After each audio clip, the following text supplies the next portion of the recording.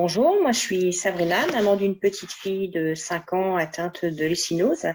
Et là aujourd'hui on témoigne avec mon mari Bastien. Moi, je suis Laetitia, maman de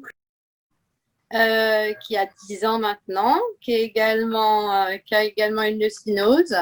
Bonjour, moi c'est Cécile, je suis maman de deux garçons. Mon dernier donc, a 5 ans et a la leucinose.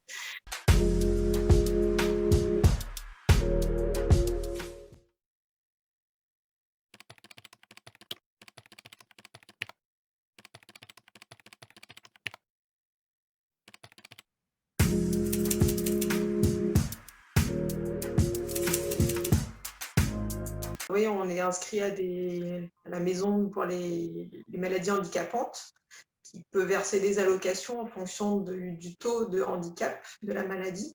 Pour l'école, non, tout ce qui est les aides à l'école, sauf sur des handicaps, juste vérifier qu'ils mangent bien le panier repas et qu'il n'y ait pas de fatigue, clairement non.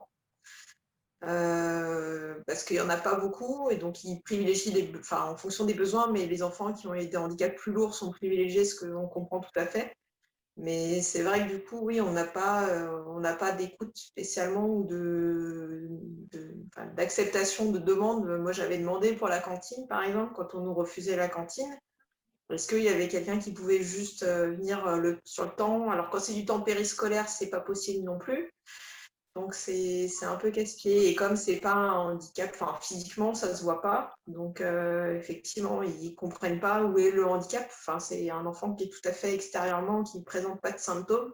Donc, ils ne voient pas où est le problème. Et pour eux, il n'y a pas de manque d'autonomie, il n'y a pas de manque de. Voilà. C'est juste que c'est des contraintes au quotidien. Et du coup, c'est pas un handicap qui est très perceptible pour quelqu'un extérieur à la famille. Je voudrais juste rebondir sur ce que disait Cécile par rapport à la cantine. Juste relever que c'est inacceptable que la cantine refuse. Oui, c'est inacceptable, quoi. Les parents passent par des phases hyper compliquées. Si en plus l'éducation nationale s'en mêle, vous dites mais comment? Et le problème, c'est qu'on était dans une école privée parce que dans notre quartier, c'était pas terrible les publics. Et clairement, ils nous disaient, alors on peut pas vous accompagner, à la cantine, c'est pas possible, on peut pas vous surveiller. Donc, si vous n'êtes pas content, il y a d'autres écoles à côté. Voilà. Donc, moi, je devais me débrouiller au mon mari pour finir à 11h, pour aller le choper à 11h45, pour le faire manger et le ramener après à l'école et retourner au boulot. Donc, c'est très pratique, oui. Ça, on n'a pas aimé du tout. Et là, l'école, là, on est arrivé en province là, depuis une semaine. J'ai déjà rencontré la directrice, la médecin scolaire. Ils sont OK pour le panier repas. S'il a besoin de manger en 1 heure parce qu'il a un peu de troubles de l'oralité, il n'y a pas de souci, il mangera en 1 heure. On commencera par lui donner à manger en premier. Et voilà. Et ça dépend vraiment sur qui on tombe, en fait. Il faut juste un peu d'écoute, quoi. C'est ça. Il faut quelqu'un de bienveillant et qui accepte de s'adapter. Exactement.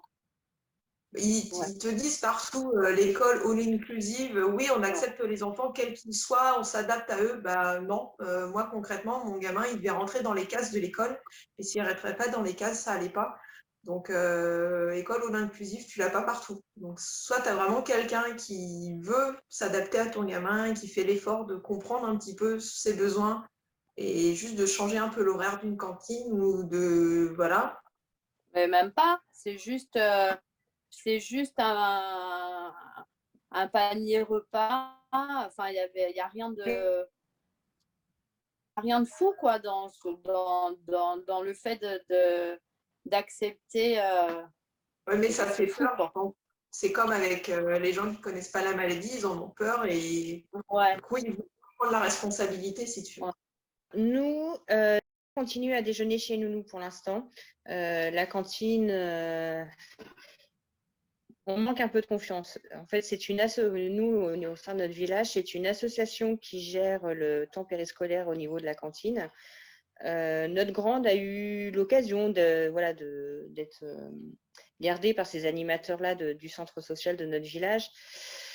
C'est pas forcément des personnes en qui on accorderait l'entière confiance. Voilà, là, c'est une responsabilité de s'assurer que les mange bien tout son repas, qu'il n'y ait pas on n'a pas du tout confiance. Donc, on attend, on temporise un peu. Puis en plus, elle n'en fait pas forcément la demande, hein, de manger à la cantine quand on lui en parle. Elle veut continuer à aller déjeuner chez nounou. Donc, concrètement, tant que ma nounou, ça ne la dérange pas de récupérer à l'école au même titre que d'autres enfants, ou, voilà, et de la ramener à 13h30, on continuera comme ça. Ouais. Bon, à un moment donné, la cantine, ça viendra forcément parce que Ouais, mais ça fait partie de son processus d'autonomie de toute façon. Elle Mais pourra s'autogérer on préfère attendre encore pour le moment. surtout que là, en maternelle, les enfants avec allergie, régime particulier, ils sont cantonnés à une table Ouais. à part. Donc, on ne pense pas que ce soit la meilleure attitude à avoir pour ce genre de... Voilà, nous, on ne veut pas qu'elle soit toute seule à sa table. Surtout que dans le PAI, il est bien marqué que doit manger à heure fixe, donc être dans les premiers services.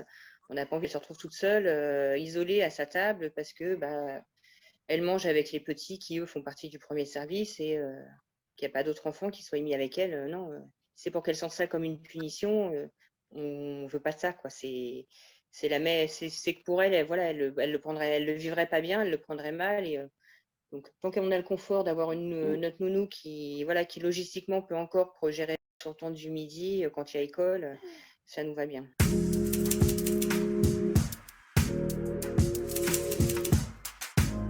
Quand elle a été diagnostiquée, parce qu'elle a passé un mois, à l'issue du diagnostic, elle a passé un mois au CHU en pleine période estivale, donc nos vacances ont été magnifiques.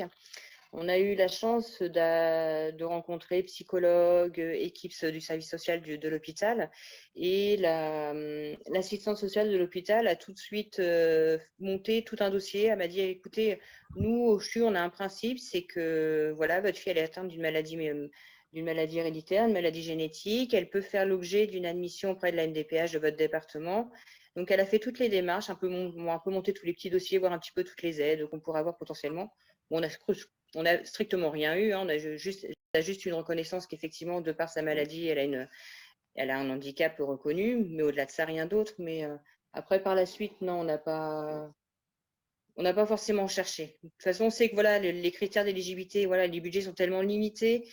Et oui, la maladie, c'est des contraintes, mais par rapport à d'autres maladies qui sont beaucoup plus, financièrement, qui sont beaucoup plus difficiles à gérer financièrement pour les familles, on s'est toujours dit, tant qu'on peut gérer nous-mêmes financièrement, on ne cherche pas forcément les aides, ce genre de choses. Donc, après, ça dépend aussi de la situation familiale. Moi, je sais que je suis à mon compte, que pendant des années, j'ai pas travaillé. Enfin, je me suis mis en mode,